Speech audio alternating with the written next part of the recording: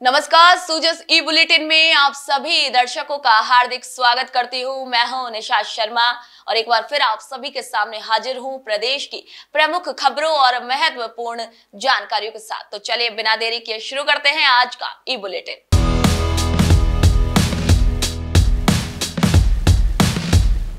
सबसे पहली खबर की ओर रुख करेंगे, जहां वरिष्ठ नागरिक तीर्थ यात्रा का मुख्यमंत्री जी ने शुभारंभ किया है।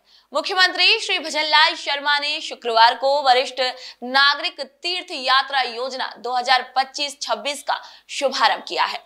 दुर्गापुरा रेलवे स्टेशन से उन्होंने पहली वातानुकूलित भारत गौरव पर्यटक ट्रेन को हरी झंडी दिखाकर रवाना किया है।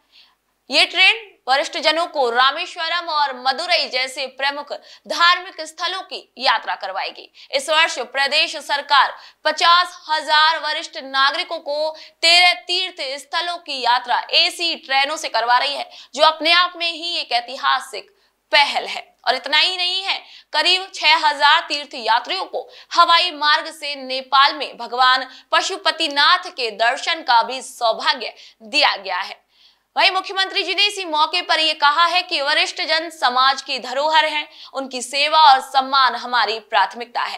तीर्थ स्थल न केवल आस्था का केंद्र है, बल्कि समाज में भाईचारा और सांस्कृतिक जुड़ाव का माध्यम भी बनते हैं। आप सभी को बता दें, किसी खास मौके पर देवस्थान मंत्री श्री जोराराम कुमावत और सांसद श्री मदन राठौड़ समेत अनेक जनप्रतिनिधि और श्रद्धालु भी मौजूद रहे।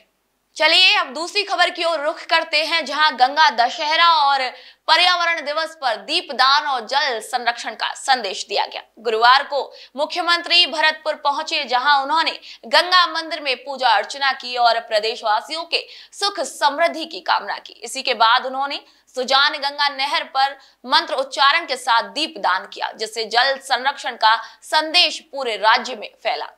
वहीं मुख्यमंत्री जी ने गंगा जल, तुलसी के पौधे और प्रसाद भी श्रद्धालुओं को वितरित किया।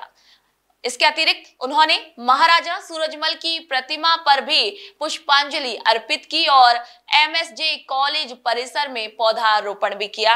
वहीं प्रदेश में 5 से 20 जून तक वंदे गंगा जल संरक्षण जन अभियान के तहत विभिन्न गतिविधियां भी आयोजित की जा रही हैं, जिनका साफ उद्देश्य है जल संचय और भूजल स्तर बढ़ाना।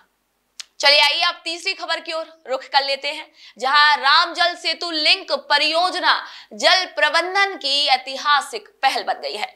मुख्यमंत्री जी ने पार्वती काली सिंध चंबल लिंक परियोजना के महत्वपूर्ण घटक राम जल सेतु एक्वाडक्ट का हवाई निरीक्षण किया और इसी परियोजना के तहत रामगढ़, महलपुर और नवनेरा बैराजों का पानी चंबल नदी को पार कर मेज बैराज तक पहुंचेगा। इसके बाद ये पानी बीसलपुर और इसरदा बांध तक लिफ्ट प्रणाली से भेजा जाएगा।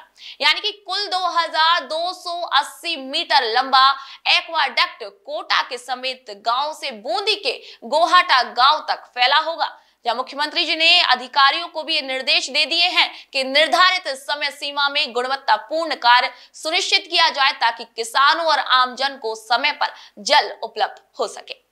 चलिए अगली खबर की ओर रुख करते हैं, जहां जुलाई में सभी सरकारी स्कूलों में निशुल्क नेत्र परीक्षण शिविरों का आयोजन किया जाएगा। आपको बता दें कि बीकानेर में माध्यमिक शिक्षा निदेशालय में हुई बैठक में राजकीय स्कूलों में जुलाई माह में नेत्र परीक्षण शिविर आयोजित करने का निर्णय लिया गया है। और इन शिविरों में न सिर्फ छात्रों की आंखों की जांच की जाएगी, बल्कि स्कूल वाहन चालकों की मुफ्त में जांच होगी और जरूरत पड़ने पर निःशुल्क चश्मे भी वितरित किए जाएंगे। शिक्षा सचिव श्री कृष्ण कुणाल ने ये निर्देश दिए हैं कि मिड डे मील से संबंधित डेटा शाला दर्पण पर अपलोड हो और स्टूडेंट अटेंडेंस ऐप का प्रभावी उपयोग हो। सभी छात्रों का समय पर टेक्स्ट बुक्स और वर्क बुक्स उपलब्ध कराई जाए। वहीं ड्रॉप आउट रोकने हेतु डेटा बीएसके से भी लिंक हो। चलिए अब अगली खबर की ओर रुख करते हैं, जहां आरपीएससी करेगा अपात्र उम्मीदवारों पर कार्रवाई। जी हां, राजस्थान लोक सेवा आयोग ने फर्जी और अपात्र आवेदकों पर नकेल कसना शुरू कर दिया है। आयोग अब एआई तकनीक और विशेष सॉफ्टवेयर के जरिए ऑनलाइन आवेदनों की जांच कर रहा है। जिन आवेदकों ने अपात्र होते हुए आवेदन किया है उन्हें न केवल भविष्य की परीक्षाओं से डिबार किया जाएगा यानी कि बाहर किया जाएगा, बल्कि उनके खिलाफ भारतीय न्याय संहिता की धारा 217 के तहत भी कार्रवाई की जाएगी। वहीं कई अपात्र अभ्यर्थियों की सूची भी आयोग की वेबसाइट पर जारी कर दी गई है, जहां आयोग ने 9 जून तक आवेदन वापस लेने का भी अंतिम मौका दिया है। राजस्थान लोक सेवा आयोग यानी कि आरपीएससी ने यह चेताया है कि जिन अभ्यर्थियों के पास वांछित योग्यता या अनुभव नहीं है या फिर वे आवेदन करते हैं तो उन्हें डिबार यानी कि बाहर किया जा सकता है, और डिबार होने की स्थिति में ऐसे अभ्यर्थी अन्य किसी भी सरकारी परीक्षाओं से भी वंचित हो सकते हैं।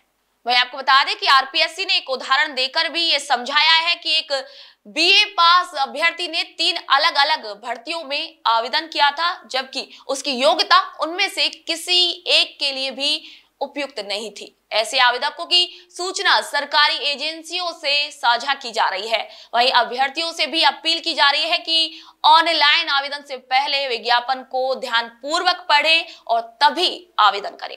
तो आज के सूजस ई बुलेटिन में फिलहाल के लिए इतना ही। फिर आप सभी से मुलाकात होगी नई खबर और नई जानकारी के साथ। तब तक के लिए मुझे दीजिए इजाजत। नमस्कार।